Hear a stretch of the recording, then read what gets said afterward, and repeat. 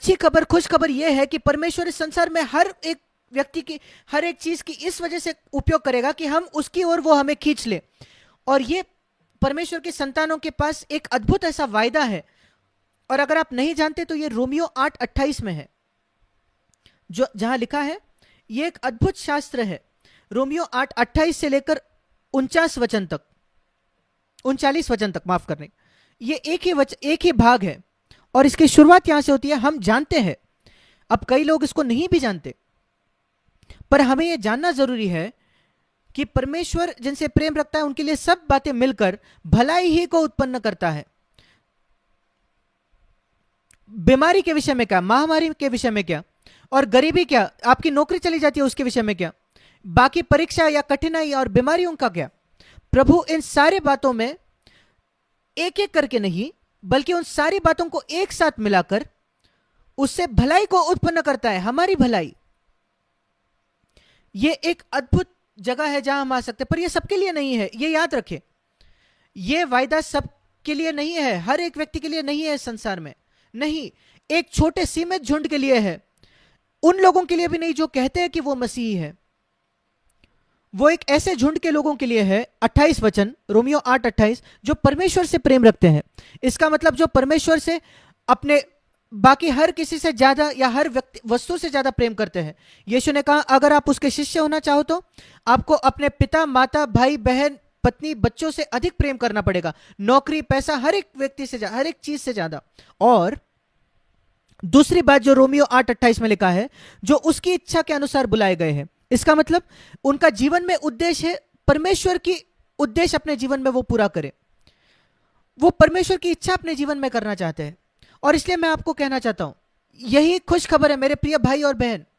खुश खबर इस महामारी के समय यही है, अगर आप यीशु से प्रेम करते हो, हर एक व्यक्ति और हर एक वस्तु से अधिक इस संसार में, अपने जीवन से भी ज्यादा, और अगर आप उसकी इच्छा पूरी करना चाहते हो, उसका उद्देश्य पूरा करना चाहते हो, अपने जीवन में आप उसकी इच्छा करनी चाहते हो, ये दो ही शर्तें हैं। यीशु में बाकी हर व्यक्ति और हर वस्तु से अधिक प्रेम करे इस संसार में, और उसकी इच्छा को अपने जीवन में आप पूरा करना चाहते हो, तो यहां परमेश्वर का आपके प्रति एक वायदा है।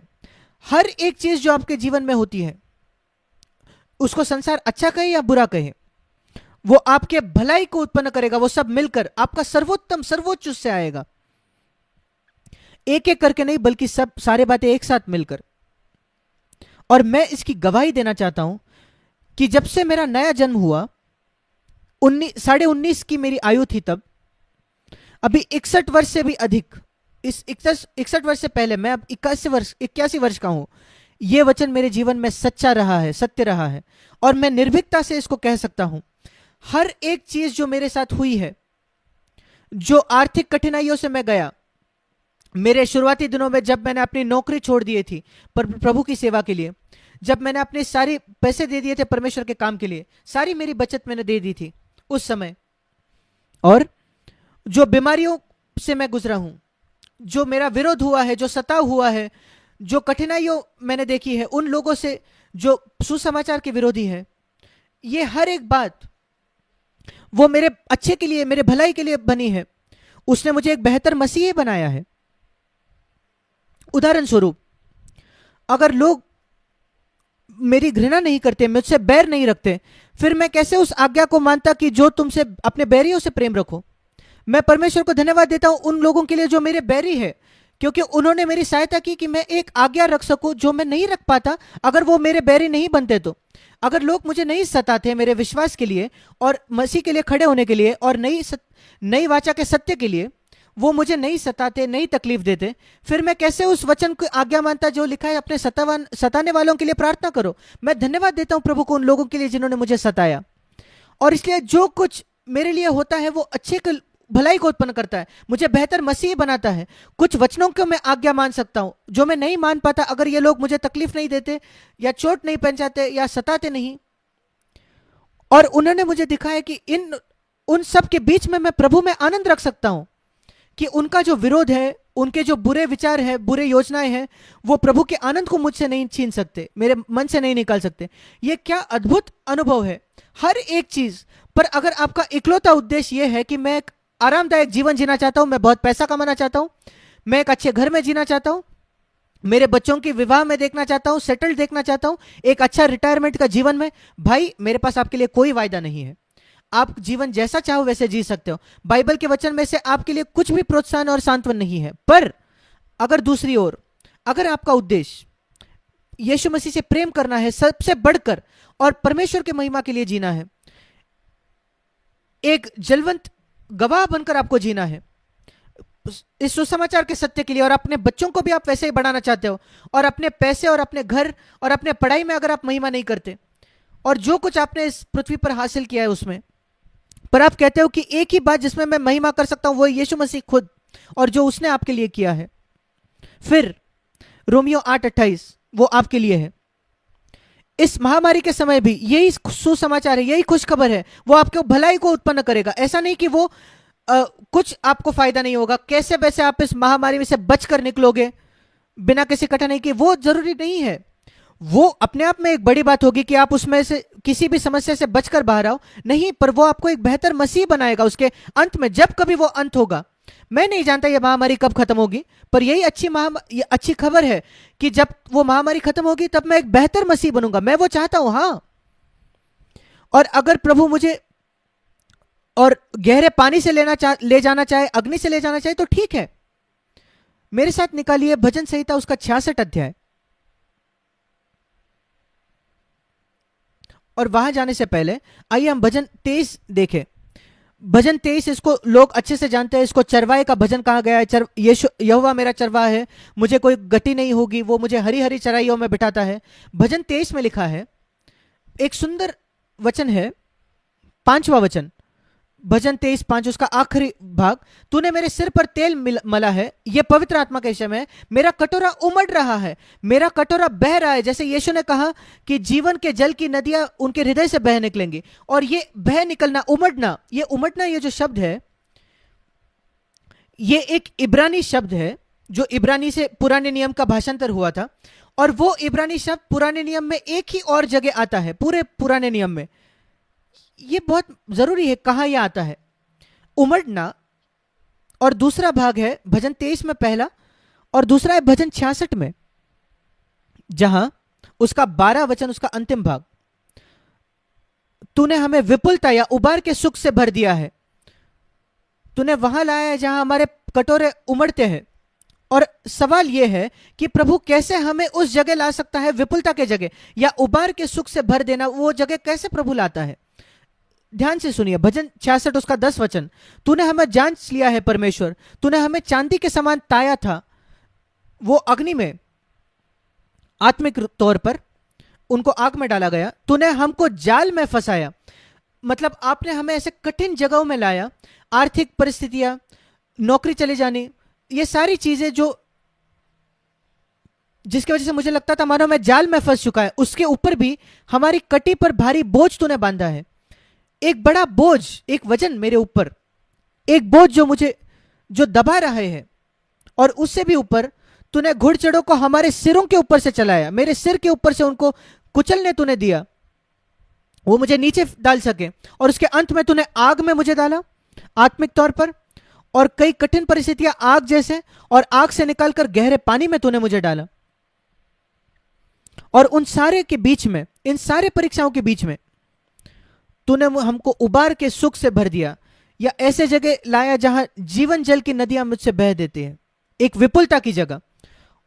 और परमेश्वर हमको कठिनाइयों से लाता है एक विपुलता की जगह पे, और हमको परीक्षाओं को उससे ही देखना है जैसे जिम के अंदर जो मशीन्स होते हैं, एक जिम या एक व्यायामशाला जो होती है, वहां लोग एक्सरसाइज करने जाते हैं अपने मसल्स बनाने को, मांसपेशियां बनाने को, और इस जिम के बाहर एक बहुत ही मसल्स के आदमी का चेहरा होता है, पिक्चर होता है, फोटो होता है, और लोग कहते हैं तुम भी ऐसी बॉडी बनाओगे अगर तुम इस जिम में आ सकते हो तो।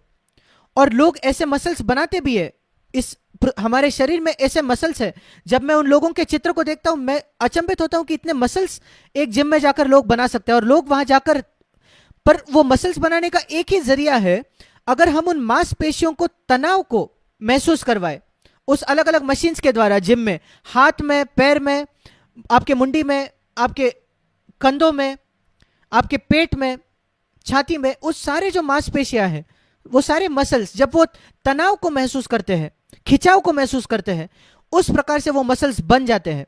और वो सारे जो मशीन है वो इसी वजह से है, ताकि लोग के मांसपेशियों में वो तनाव और खिंचाव महसूस हो। और वैसे ही परमेश्वर हमको भी मजबूत बनाता है। और इसलिए अगर हम इन, जो मनुष्य जिम में नहीं जाता वो मसल्स नहीं बना सकता। वो अगर एक्सरसाइज नहीं करे, वो तनाव और खिंचाव को ना महसूस करे, तो वो कभी मजबूत नहीं बनेगा। और एक मसीही जो कभी परीक्षाओं में नहीं जाता, कभी किसी टेंशन से नहीं जाता, वो कभी मजबूत नहीं बनेगा। और एक सच्चा मसीही वो पाएगा कि महामारी में भी परमेश्वर उसको एक विपुलता की जगह लाएगा, जहां जीवन जल की नदियां उससे बहेंगी, अगर वो सही प्रतिक्रिया देगा तो। और उसकी शुरुआत होती है परमेश्वर का आदर करने से। मैं पाप से दूर रहने वाला हूं, रोमियो 8:28 में लिखा है। सारी बातें मिलकर भलाई को उत्पन्न करती है। और उसके आगे मैं पढ़ना चाहता हूं रोमियो 8 में, जिसने अपने निज पुत्र को भी न रोक छोड़ा, रोमियो 8:32, परंतु उसे हम सब के लिए दे दिया उस क्रूस पर, क्या वो उसके साथ हमें और सब कुछ क्यों ना देगा? क्या आपको कोई संदेह है, कोई शक है? तो इस वजन से आपका सारा चिंता और भय निकल जाना चाहिए। अगर परमेश्वर ने अपने निज पुत्र को भी न रख छोड़ा पर उस क्रूस पर आपके लिए दे दिया, वो क्यों बाकी चीजें आपको और नहीं देगा? जब आप एक पापी थे उसने आपसे प्रेम किया, जब हम पापी थे। अब तो हम उसके बच्चे हैं, क्या वो और हमारी देखभाल नहीं करेगा? दूसरा उदाहरण देने के लिए, हम सड़क के भिखारी थे और उसने तब हमें उठाया और हमें अपने बच्चे बनाया। और अब जब हम उसके संतान हैं, क्या वो हमारे लिए और नहीं करेगा? जरूर। और फिर आगे लिखा है, जो कुछ हो जाए मैं इस बारे में निश्चित हूं कि इन सारी बातों में 37 वचन, पहले 35 वचन में पढ़ता हूं। कौन हमको मसीह के प्रेम से अलग करेगा? क्या क्लेश या संकट या उपद्रव या अकाल या नंगाई या जोखिम या तलवार या महामारी हम जोड़ सकते हैं? कुछ भी नहीं, कुछ भी नहीं। इन सब बातों में परंतु एक महामारी के समय में भी हम उसके द्वारा जिसने हमसे प्रेम किया है जयवंत से भी बढ़कर है। लड़कर विजय पाना यही एक बड़ी बात है, पर यहां लिखा है जयवंत से भी बढ़कर। उस सामर्थ के द्वारा जो हमें जो प्रेम करता है वो देता है। परमेश्वर का प्रेम जो है हमारे प्रति, वो हमें मजबूत बनाए रखता है इस महामारी के समय। और वही शैतान चाहता है कि आप उस पर शक करें, संदेह करें। और परमेश्वर, शैतान यही चाहते हैं कि आप इस पर शक करें कि परमेश्वर आपसे प्रेम नहीं करता। यह बकवास है। उसने मुझसे प्रेम किया, उसने इतना प्रेम किया कि अपना बेटा दे दे, और मेरे जरूरत के समय वो मुझे नहीं छोड़ेगा, नहीं त्यागेगा। असंभव है। वो मुझे उस नदी के आधे पार ले जाके बीच में नहीं छोड़ देगा कि मैं तुझसे थक गया और वो मुझे डूबने के लिए नहीं छोड़ेगा। नहीं, कितनी भी बड़ी वेव्स क्यों ना आ जाए वो मुझे अगले और ले जाएगा।